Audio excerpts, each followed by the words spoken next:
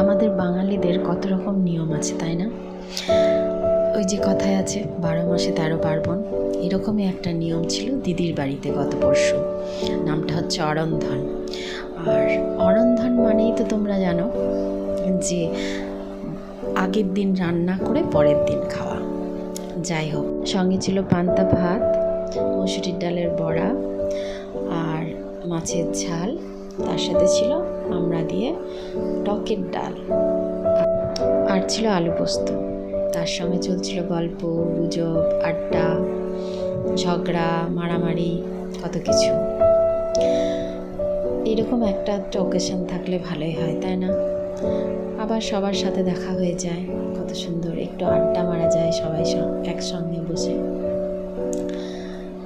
খাওয়ার পর্ব শেষ হওয়ার পর কিন্তু আমরা সবাই যে যার বাড়ি ফিরেছিলাম, কিন্তু এই যে কিছুক্ষণ কাটানো সবাই একসাথে যে কাটিয়েছিলাম মুহূর্তগুলো,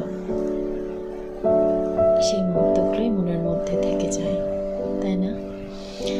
যাই হোক, সেদিনটা তো ভালোই কেটেছে। এবার আসি, চলো টাটা।